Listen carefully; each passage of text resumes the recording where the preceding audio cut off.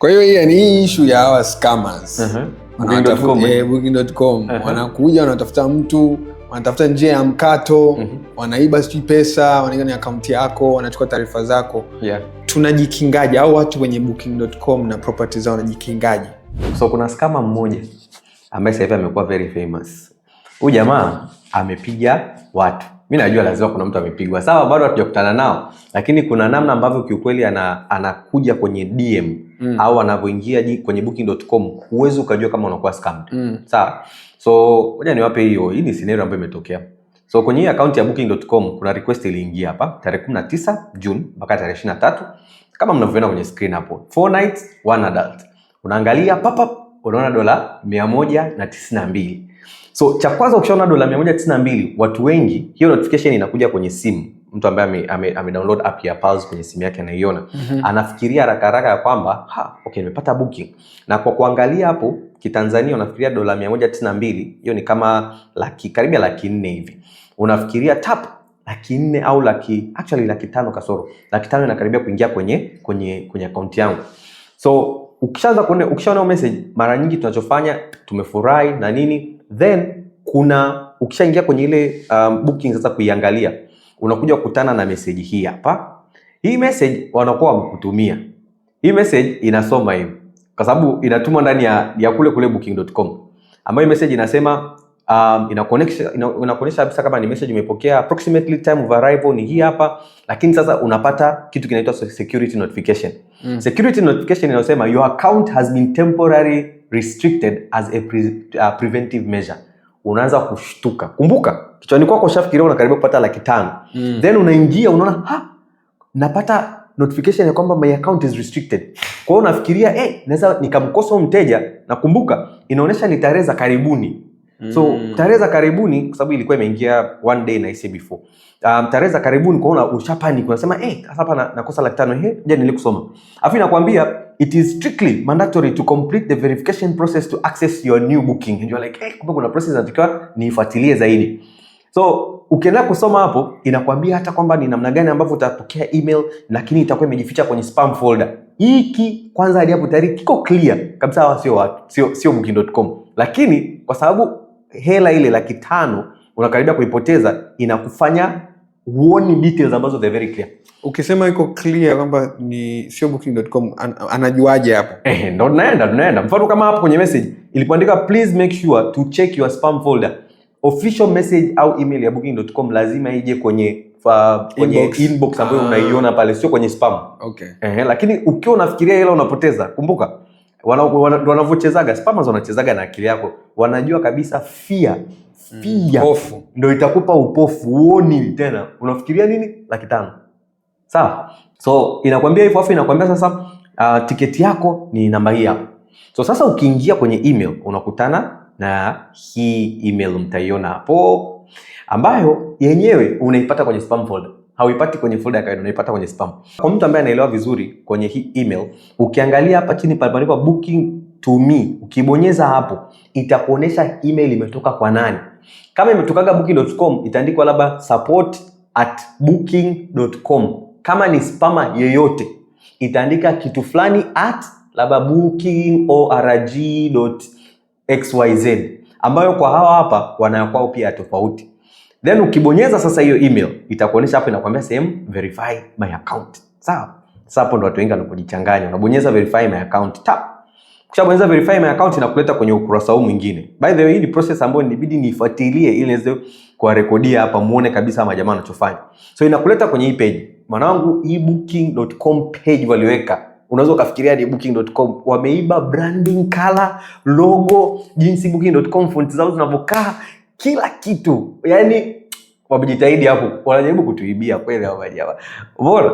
So kitu kimoja ambacho utakishtukizia kama unaangalia vizuri ni kwenye URL pale tunapoikaga labda google.com. Ndio ile tovuti. Tovuti pale.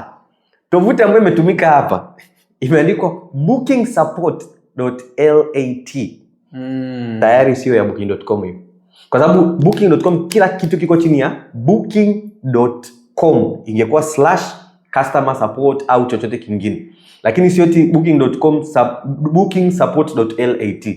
Maana hiyo ni ya uongo. Lakini watu wengi again, watu wangapi ambao unashika simu yako kisha bonyeza URL unaanza kuangalia kwa juu ni ipi? Wachache sana. So now ukishaingia kwenye hiyo page unakutana na hii chat hapa, ambapo hii chat wanakuambia hello, my name is Emma, I'm your customer service, our payment system has changed. Umeona miamba imekutoa booking.com, wamekupeleka kwenye site, wamekupeleka kwenye email ambayo sio ya booking, wamekupeleka kwenye page ambayo sio ya booking. Alafu hapa kuna ka chat kanatokea kanakwambia payment system yako wanabadilisha payment system. Hadi hapo watu hawajashtukizia.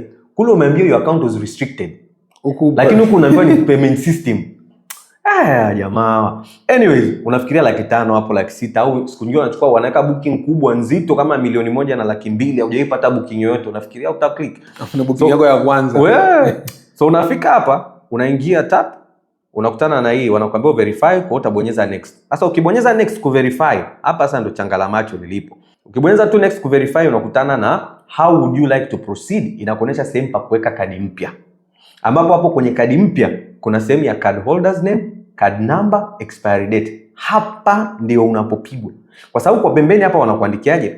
This is the page for entering your card details. Unapoweka kadi yako, please enter your details carefully. Please fill out all fields correctly. Yaani nataka uweke kila detail kama ilivyo kwenye kadi yako.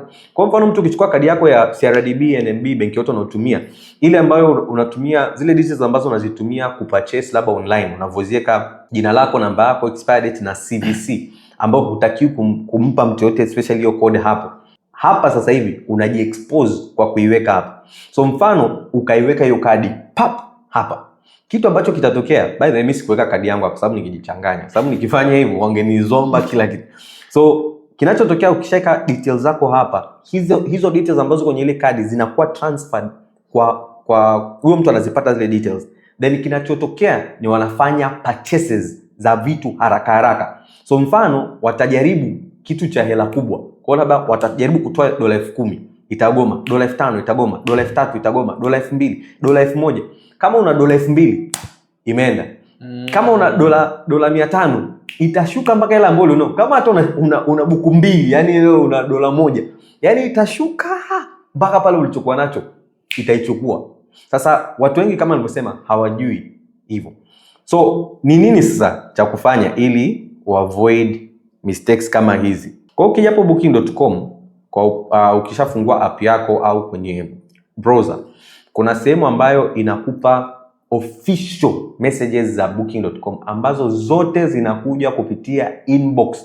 Kwa hiyo kuna sehemu pameandikwa inbox kama unavyoona hapo. Kuna sehemu ambapo pana reservation messages, mtu akireserve utazikuta officially hapo, lakini pia kuna messages from booking.com ambazo utazikuta hapa. Kwa hiyo messages zote kutoka official booking.com zitakuja hapa. Kama uoni, ukiingia hapa na uoni ile message unayoiona kule, usijichanganye. Jua kabisa ni kuna mtu anakupiga hapa. Hiyo ni namba 1. Namba 2, ukiangalia vizuri hii booking, sawa? Especially sasa hii itawa cost sana wale watu ambao ni wapya kwenye booking.com. Ukiangalia vizuri hapa kwenye latest reservations, huyu mtu alivyobook kama mtu, hamna mtu jina lake linaitwa booking support. Hakuna. Sasa huyu mtu kiufupi katengeneza account pembeni na jina alilotumia kwenye account yake, badala ya kuandika sasa mfano Ian Metili, yeye akaandika booking support. Kwa hiyo anavyofanya booking, anafanya kama mtu. Booking.com haijui kwamba huyu jamaa ni tapeli. Sawa? Yeye booking.com inavyoangalia ni kwamba mtu anajaribu kubook na jina lake linaitwa booking support. Sawa? Lakini wewe ambaye ni host ukiwa unasoma, wewe unafikiria ni booking support ndio imekucontact wewe. Haufikirii kwamba huyu ni siku zote hapa ni jina la mteja linakuja. Kwa hiyo inamaanisha huyu mtu amekuja kwa account tu kawaida ya binadamu wa kawaida. Sema badala ya kuita jina lake ameandika booking support ili anichanganye mimi. So hapa kiufupi ni sema ambapo reservations zinakuja.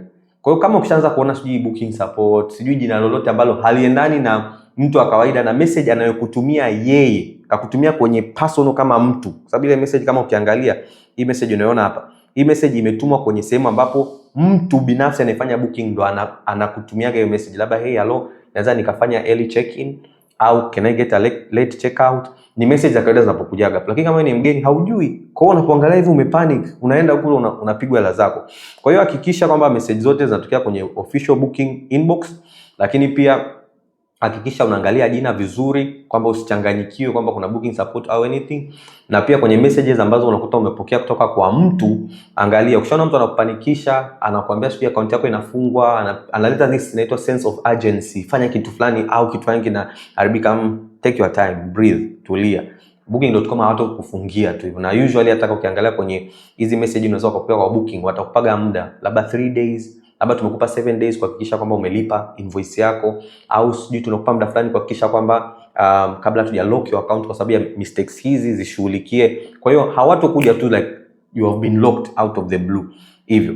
So by that tutakuwa mmesaidika sana kuepuka scammers ambao unaweza kukutana nao kwenye platform ya Booking.com. Kutaka kuendelea kuangalia video zetu za Airbnb pamoja na Booking.com, unaweza kaangalia hapo kushoto kwa Ian. Kushoto kwangu? Yes. Ni huku ndo kushoto kwangu? Kushoto ndo huku. Okay, kumbuka wewe ni nani? Wewe ni tajiri.